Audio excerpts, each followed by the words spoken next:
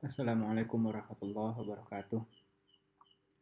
Alhamdulillahirabbil alamin wassalatu wassalamu ala sayyidina Muhammadin wa ala alihi wa sahbihi ajma'in.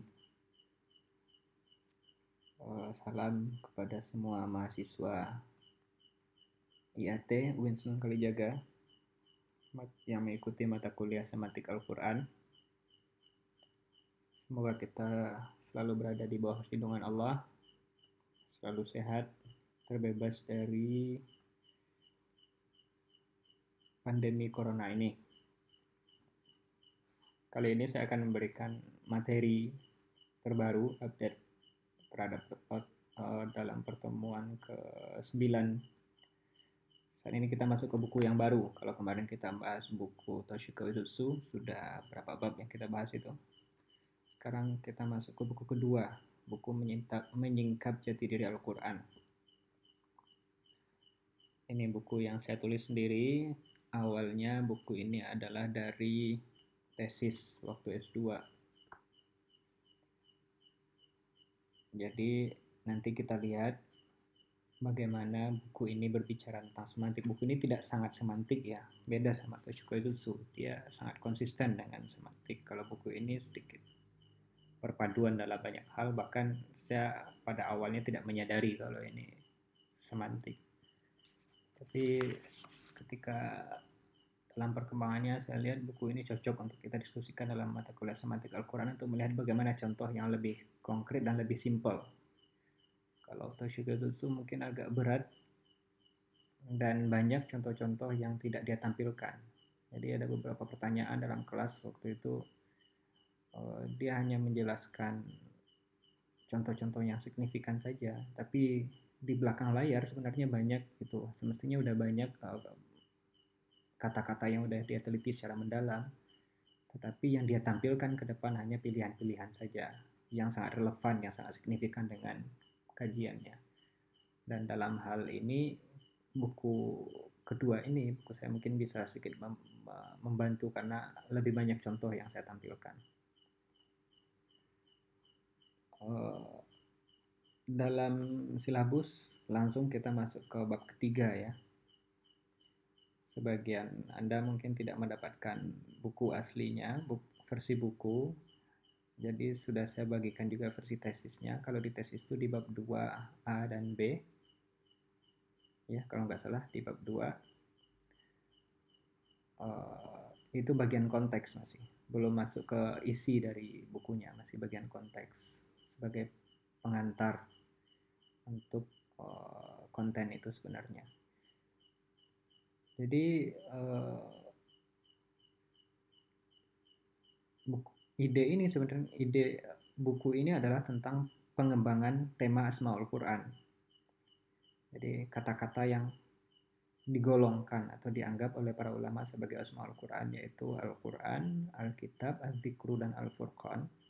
Itu ingin dikembangkan kajiannya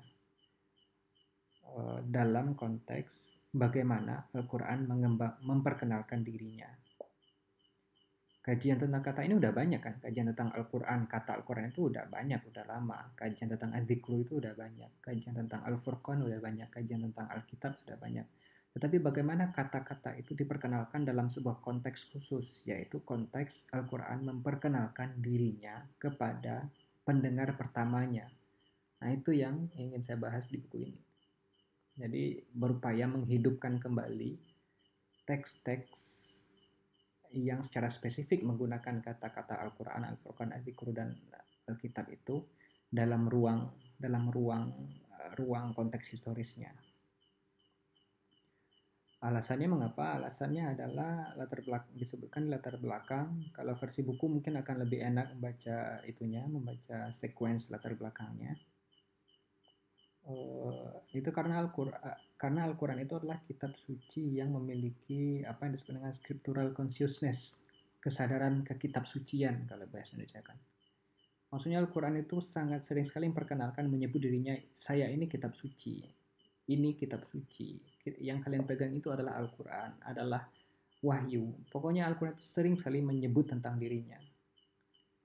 Dan itu adalah hal yang menarik untuk diteliti lebih lanjut. Di satu sisi itu. Di sisi kedua, cara untuk melihat Al-Quran memperkenalkan dirinya itu salah satunya adalah dengan Asmaul Quran.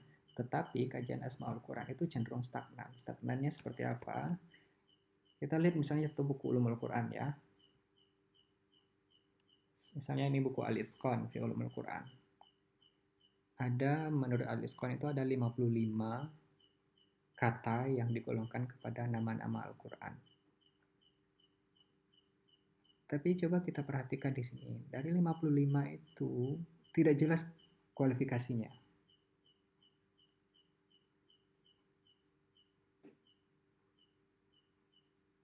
Tidak dijelaskan mengapa misalnya kata kitab, kata mubin, atau kata Quran, kata karim, kata kalam, nur, huda, rahmah itu disebut sebagai nama Al-Quran. Itu tidak dijelaskan. Dan elaborasinya sangat sederhana sekali. Sederhananya bagaimana? Cuman menyebutkan salah satu kata Quran itu adalah misalnya kata yang menjadi nama Al-Quran itu adalah kalam. Contohnya adalah ini, hatta yasma'a kalam Allah. Kata berikut yang menjadi asmaul Quran adalah nur. Contohnya ini, wa anzalna ilaikum nuran mubina. Cuma sekedar itu aja, tidak ada elaborasi lebih lanjut. Dan jika ada penjelasannya, itu penjelasan kata sebagai sebuah kata, bukan kata sebagai nama Al-Quran. Misalnya penjelasan tentang kata qira'a, Quran dari qira'a itu seperti bagaimana, apa maknanya, derivasinya, seterusnya. Ada perdebatan tentang itu. Tapi kata itu tidak dijelaskan tentang bagaimana Al-Quran menyebut dirinya, tapi bagaimana makna atau semantik atau etimologi dari kata Quran itu sendiri. Bukan tentang bagaimana kata itu digunakan, fungsi penggunaannya itu tidak ditekankan. Nah, karena itu saya melihat ada peluang untuk menjelaskan itu.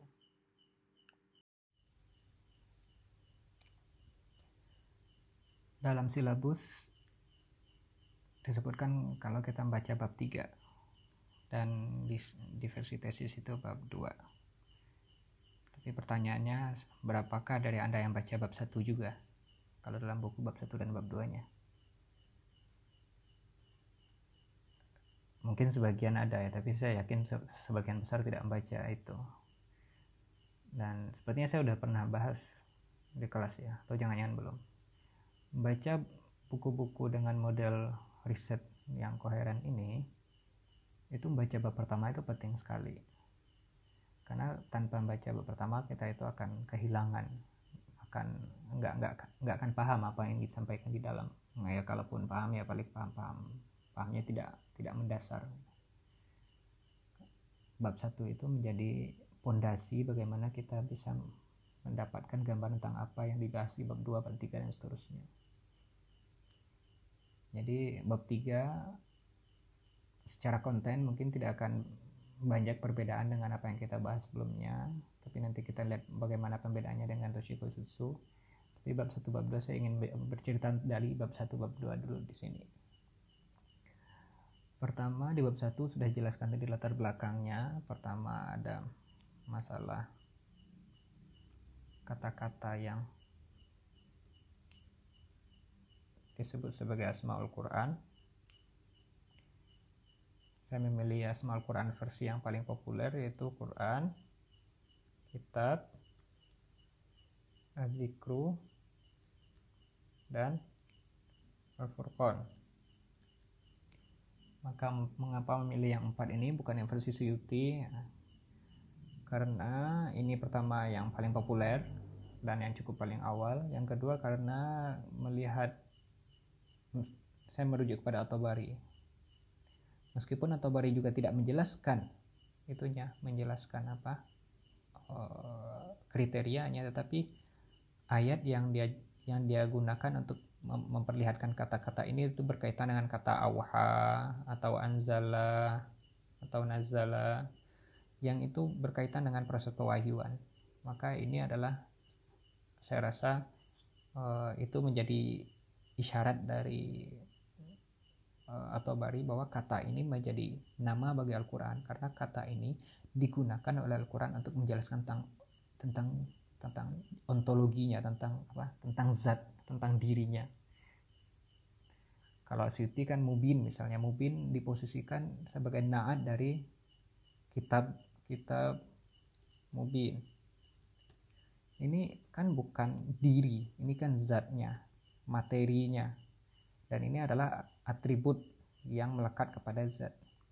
Nah, kata-kata ini Quran, kitab, Al-Zikr, dan Al-Furqan adalah kata yang digunakan untuk menjelaskan materi dari Quran itu sendiri, bukan atribut-atribut tambahan setelahnya.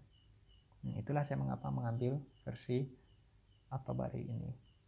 Dan yang kedua karena kesadaran ke kitab sucian Al-Quran tadi, scriptural consciousness.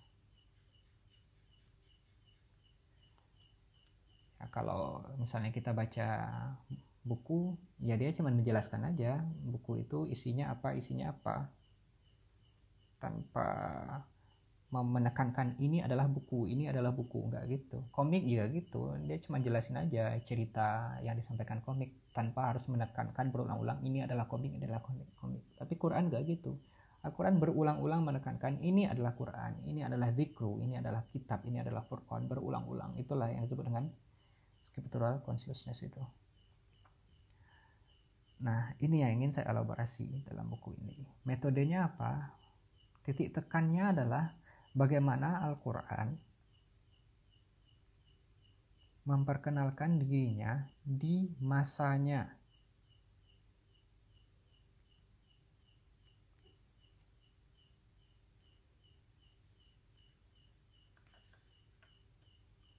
Bagaimana Al-Quran memperkenalkan dirinya di masanya. Bayangkan ketika Nabi Muhammad itu mendapatkan wahyu,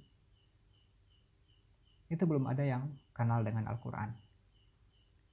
Lantas Nabi Muhammad datang dengan membawa Al-Quran, dan Nabi Muhammad memperkenalkan Al-Quran kepada masyarakatnya. Dan dalam salah satu temuan saya, Al-Quran ini juga Al-Quran itu seperti agen yang aktif ya. Jadi Nabi Muhammad itu seperti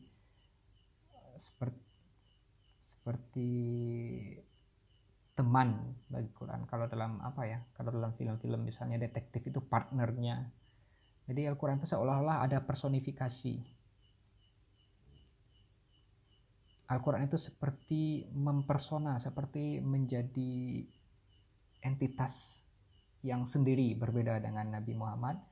Nabi Muhammad memperkenalkan Quran, tapi Al-Quran juga memperkenalkan dirinya sendiri.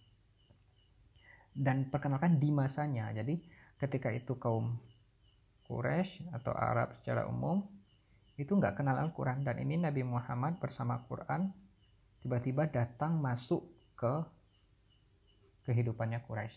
Bagaimana proses ini terjadi?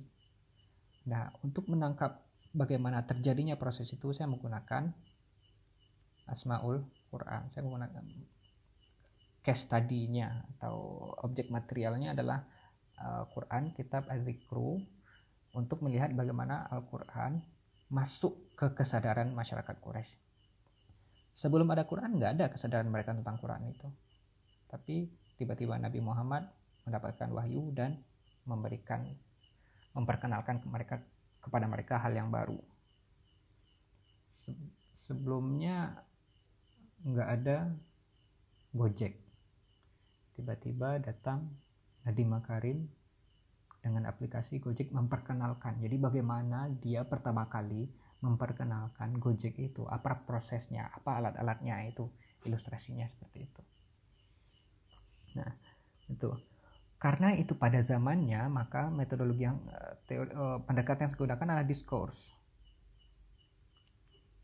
Diskurs itu bagaimana, apa sih wacana yang dimunculkan oleh Al-Quran ketika dia muncul, ketika dia datang. Wacana apa yang diciptakan oleh Al-Quran, perbincangan apa yang dimunculkan oleh Al-Quran di masyarakat Quraisy waktu itu ketika dia datang. Tema apa saja yang dijadikan oleh Al-Quran itu sebagai topik perbincangan. Diskurs itu seperti itu. Sekarang diskursnya, sekarang lagi ada kasus corona gitu. Tapi dalam rangka untuk menyebar menghambat proses penyebaran virus corona, maka pemerintah mengeluarkan sebuah kebijakan, dan kebijakan itu menciptakan diskurs di kalangan masyarakat Indonesia, menciptakan topik yang menjadi perbincangan besar oleh masyarakat Indonesia. Diskursnya itu ya misalnya di rumah saja, itu kan menjadi, kalau dalam Twitter ya menjadi tagar kan, itu menjadi perbincangan masyarakat. Bagaimana untuk menghadapi corona ini kita harus di rumah saja. Tidak mesti dalam bentuk perintah harus di rumah saja, dan kalau nggak di rumah lantas dihukum, dikriminalkan seperti yang sudah terjadi di Italia, enggak. Tapi proses pemerintah memperkenalkan kebijakan itu telah menciptakan diskusi di masyarakat. Nah, itulah diskurs itu. Ada fatwa MUI tentang pembatasan sholat Jumat di wilayah-wilayah yang terdampak, dibatasi, tidak usah sholat Jumat. Itu kan menciptakan perdebatan, menciptakan perbincangan di masyarakat, dan itu adalah diskurs. Jadi maka dengan ini saya ingin melihat bagaimana Al-Quran, Alkitab, Al-Furqan, dan Az-Zikru itu memunculkan sebuah perdebatan atau menyimpulkan sebuah perbincangan di masyarakat Arab waktu itu. Itu yang disebut dengan diskurs. Karena itu, maka saya perlu memposisikan Al-Quran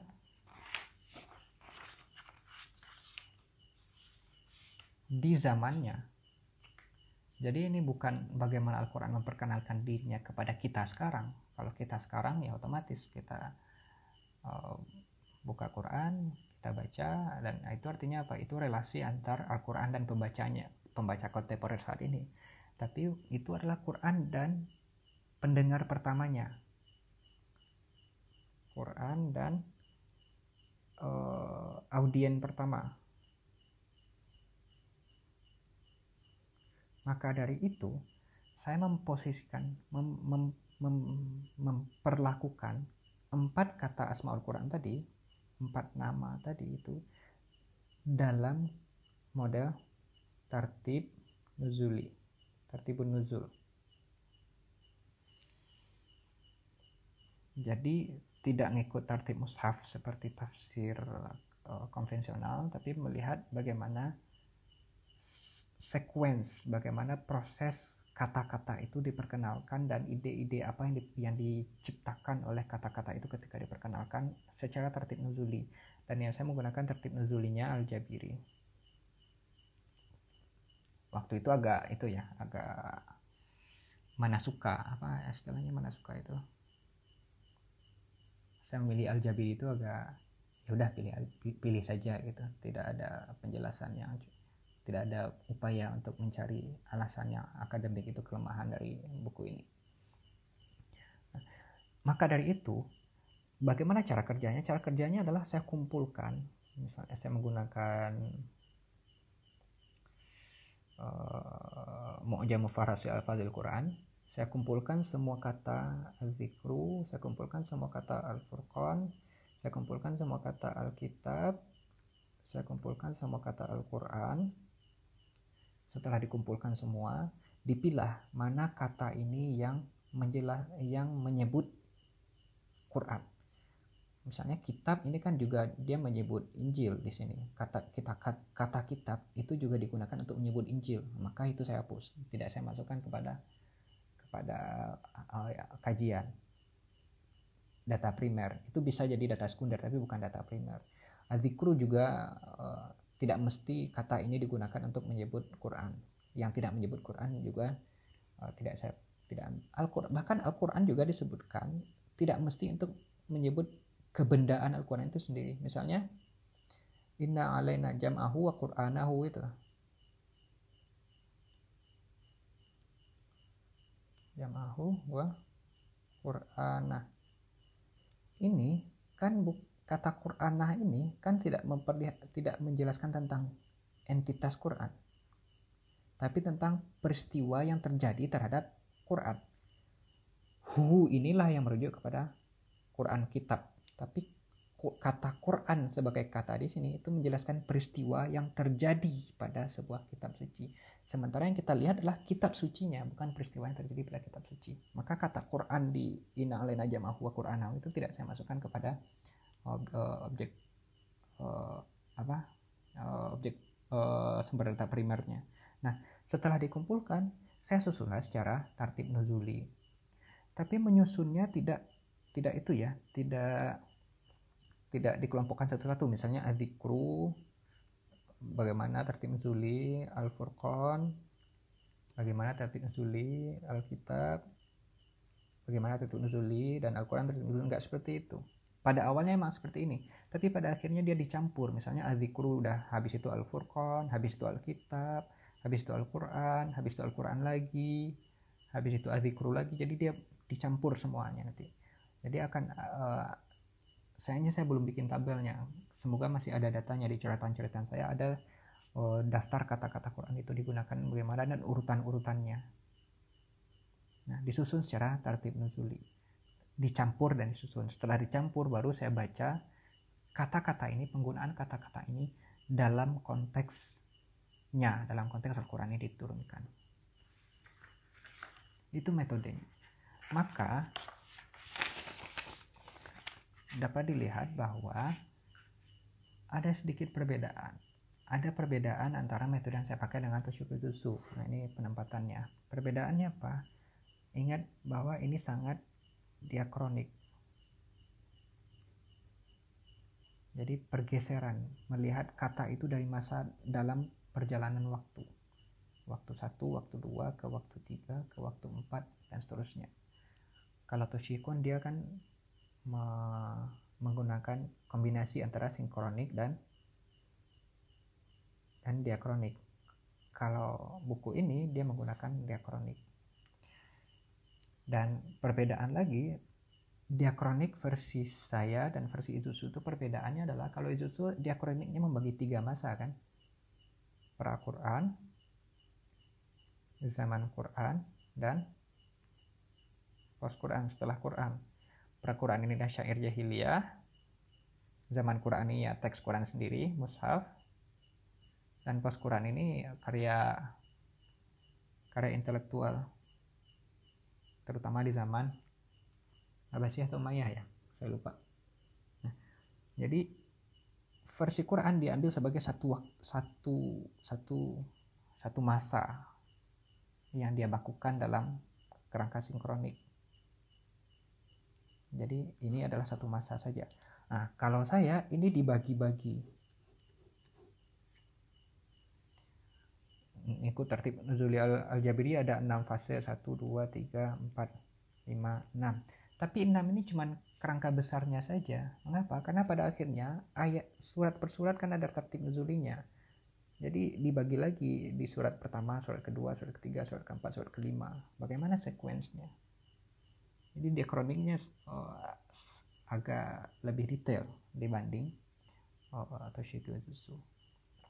Nah, itu yang ya mengenai metode buku ini. Bab 2 itu tentang kata-kata, penjelasan linguistik terhadap kata Al-Quran, Al-Furqan, Adzikru, dan Alkitab. Bagaimana kata itu digunakan, diperkenalkan, apa makna dari kata itu, yaitu kajian yang cukup mendasar sebagai konteks pertama. Nah, di bab 3 itu saya berbicara konteks historisnya, konteks historis sebelum Al-Quran. Jadi untuk bisa memahami bagaimana Al-Quran itu sebagai sesuatu yang baru di zamannya, maka kita harus lihat dulu apa yang terjadi sebelumnya. Karena dengan itulah baru kita akan mengetahui kebaruan yang disampaikan oleh Al-Quran. Nah, dalam konteks ini saya melihat dua hal. Satu, agama pra-Islam. Yang kedua, kitab suci pra-Quran. Ini sedikit pengulangan dari yang di Toshiko Ijutsu sampaikan. Cuma nanti di belakang kita lihat bagaimana perbedaannya. agama pra-Islam, ada elaborasi bla bla bla, tapi pada intinya di situ ada agama di Arab itu ada pertama masyarakat pagan, penyembah berhala. Penyembah berhala ini adalah masyarakat nomad, biasanya masyarakat Badui. Tapi masyarakat urbannya juga sudah kenal dengan ahli kitab, yaitu Yahudi dan Nasrani. Selain itu ada Hanif. Hanif ini adalah kelompok agama yang minoritas yang melanjutkan tradisi monoteisme Ibrahim, yang bukan pagan tapi tidak puas dengan Yahudi dan Nasrani. Jadi mereka mencari jati diri sendiri, Hanif.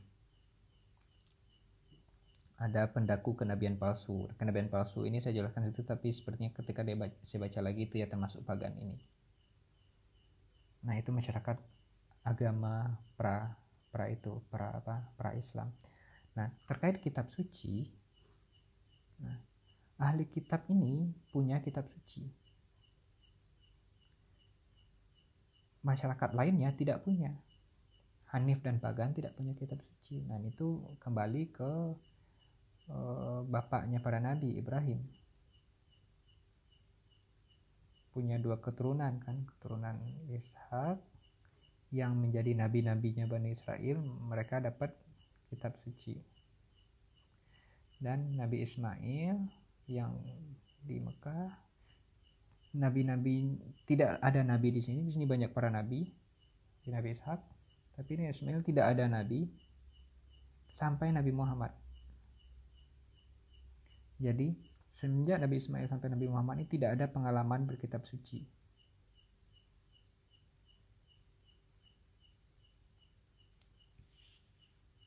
Tidak ada pengalaman berkitab suci.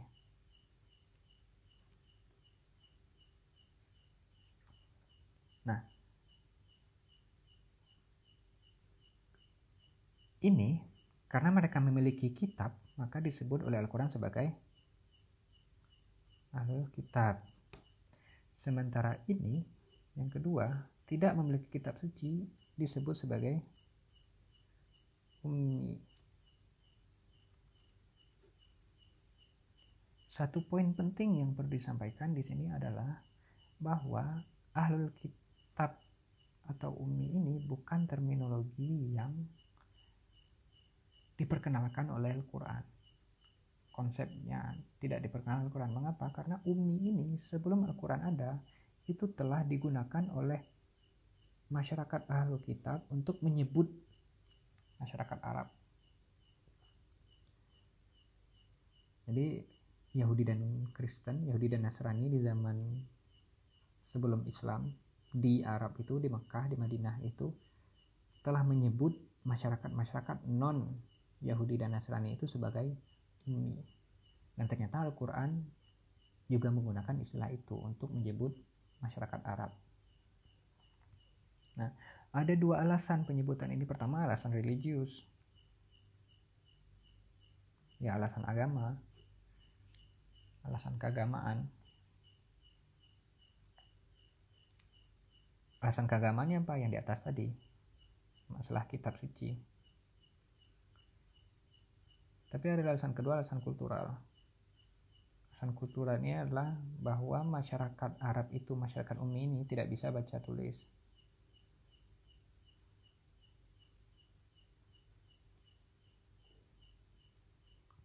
Jadi dua alasan ini yang membuat istilah ummi ini digunakan untuk menyebut masyarakat pagan.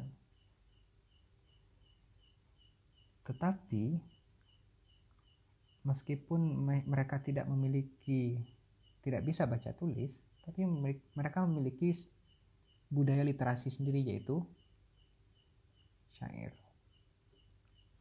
Jadi kulturnya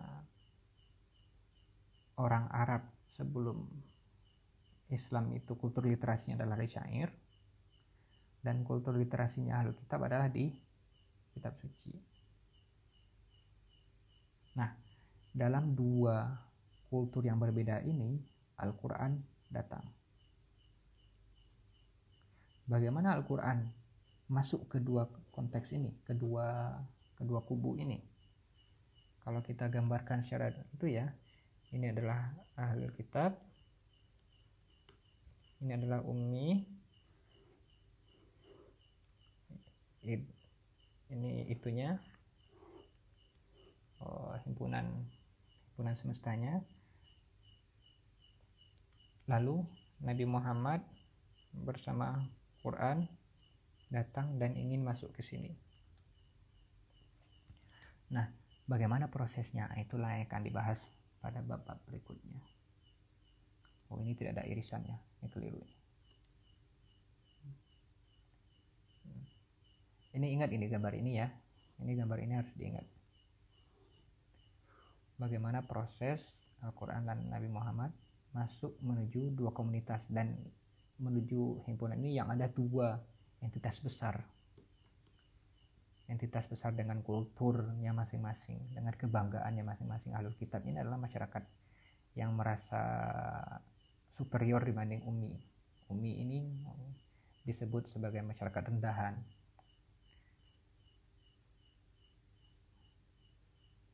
Itu ibaratnya apa ya?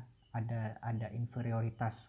Misalnya bangsa Barat sekarang atau bangsa kulit putih memiliki apa yang disebut dengan white supremacy misalnya, bahwa sebagian mereka itu memiliki keyakinan bahwa mereka itu adalah masyarakat yang superior dibanding orang non putih, ya, orang berkulit berwarna. Nah, ahli kitab juga merasa seperti itu. Mereka adalah masyarakat yang superior dibanding Ummi. Alasan superioritas mereka apa? Ya, mereka adalah orang yang telah memiliki tradisi kenabian dan tradisi kitab suci yang itu tidak dimiliki oleh Ummi.